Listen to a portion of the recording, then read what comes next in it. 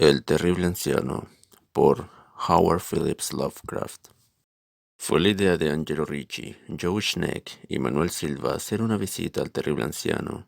El anciano vive a solas en una casa muy antigua de la calle Walter, próxima al mar, y se le conoce por ser un hombre extraordinariamente rico, a la vez que por tener una salud extraordinariamente delicada, lo cual constituye un atractivo señuelo para hombres de la profesión de los señores Ricci, Schneck y Silva, pues su profesión era nada menos digno que el latrocinio de lo ajeno.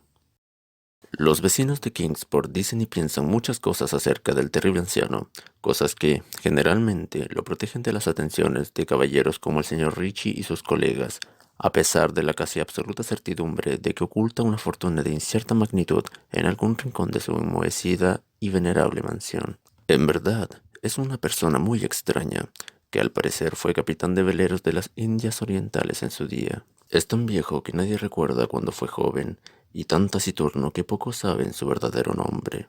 Entre los nudosos árboles del jardín delantero de su vieja y nada descuidada residencia conserva una extraña colección de grandes piedras, singularmente agrupadas y pintadas de una forma que semejan los ídolos de algún lóbrego templo oriental. Semejante colección ahuyenta a la mayoría de los chiquillos que gustan burlarse de su barba y cabello, largos y canosos, o romper las ventanas de pequeño marco de su vivienda con diabólicos proyectiles. Pero hay otras cosas que atemorizan a las gentes mayores y de talante curioso que en ocasiones se acercan a hurtadillas hasta la casa para escudriñar el interior a través de las vidrieras cubiertas de polvo. Estas gentes dicen que sobre la mesa de una desnuda habitación del piso bajo hay muchas botellas raras, cada una de las cuales tiene en su interior un trocito de plomo suspendido de una cuerda, como si fuese un péndulo.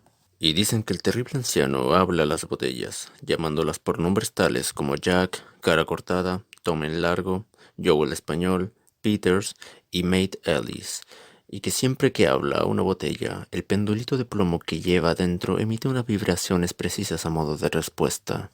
A quienes han visto al alto y enjuto terrible anciano en una de esas singulares conversaciones, no se les ocurre volver a verlo más. Pero Angelo Ricci, Joe Schneck y Manuel Silva no eran naturales de Kingsport. Pertenecían a esa nueva y heterogénea estirpe extranjera que queda al margen del atractivo círculo de la vida y tradiciones de Nueva Inglaterra, y no vieron en el terrible anciano otra cosa que un viejo achacoso y prácticamente indefenso, que no podía andar sin la ayuda de su nudoso cayado, y cuyas escuálidas y endebles manos temblaban de modo harto lastimoso. A su manera, se compadecían mucho del solitario e impopular anciano, a quien todos rehuían y a quien no había perro que no ladrase con especial virulencia. Pero los negocios, y para un ladrón entregado de lleno a su profesión, siempre es tentador y provocativo un anciano de salud enfermiza que no tiene cuenta abierta en el banco y que para subvenir a sus escasas necesidades paga en la tienda del pueblo con oro y plata españoles acuñados 2 siglos atrás. Los señores Ricci, Schneck y Silva eligieron la noche del 11 de abril para efectuar su visita. El señor Ricci y el señor Silva se encargarían de hablar con el pobre y anciano caballero, mientras que el señor Schneck se quedaba esperándolos a los dos y a su presumible cargamento metálico en un coche cubierto, en la calle Chip, junto a la verja de alto muro posterior de la finca de su anfitrión. El deseo de eludir explicaciones innecesarias en caso de una aparición inesperada de la policía aceleró los planes para una huida sin apuros y sin alaracas. Tal como lo habían proyectado, los tres aventureros se pusieron manos a la obra por separado con objetivo de evitar cualquier malintencionada sospecha a posteriori. Los señores Ricci y Silva se encontraron en la calle Walter junto a la puerta de entrada de la casa del anciano, y aunque no les gustó cómo se reflejaba la luna en las piedras pintadas que se veían por entre las ramas en flor de los retorcidos árboles, tenían cosas en que pensar más importantes que dejar volar su imaginación con mánidas supersticiones. Temían que fuese una tarea desagradable hacerle soltar la lengua al terrible anciano para averiguar el paradero de su oro y plata, pues los viejos lobos marinos son particularmente testarudos y perversos. En cualquier caso, se trataba de alguien muy anciano y endeble, y ellos eran 2 personas que iban a visitarlo. Los señores Ricci y Silva eran expertos en el arte de volver volubles a los tercos, y los gritos de un débil y más que venerable anciano no son difíciles de sofocar. Así que se acercaron hasta la única ventana alumbrada y escucharon cómo el terrible anciano hablaba en tono infantil a sus botellas con péndulos. Se pusieron sendas máscaras y llamaron con delicadeza en la descolorida puerta de roble.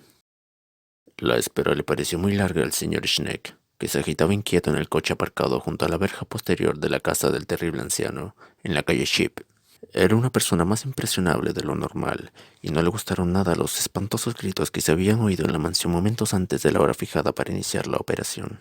¿No les había dicho a sus compañeros que trataran con el mayor cuidado al pobre y viejo lobo de mar?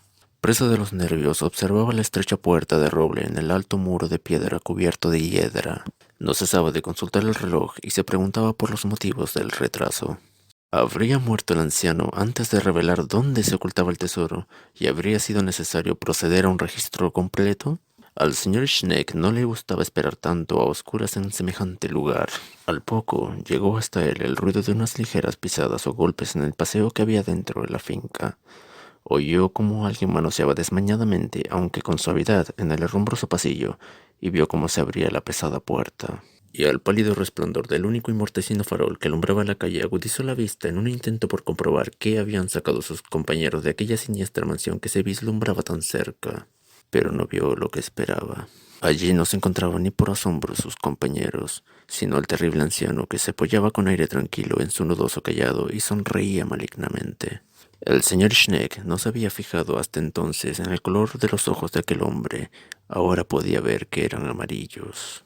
Las pequeñas cosas producen grandes conmociones en las ciudades provincianas. Tal es el motivo de que los vecinos de Kingsport hablasen a lo largo de toda aquella primavera y el verano siguiente de los tres cuerpos sin identificar, horriblemente mutilados, como si hubieran recibido múltiples cuchilladas, y horriblemente triturados, como si hubieran sido objeto de las pisadas de muchas botas despiadadas que la marea arrojó a la tierra. Y algunos hasta hablaron de cosas tan triviales como el coche abandonado que se encontró en la calle Sheep, o de ciertos gritos harto inhumanos, probablemente de un animal extraviado o de un pájaro inmigrante, escuchados durante la noche por varios vecinos que no podían conciliar el sueño.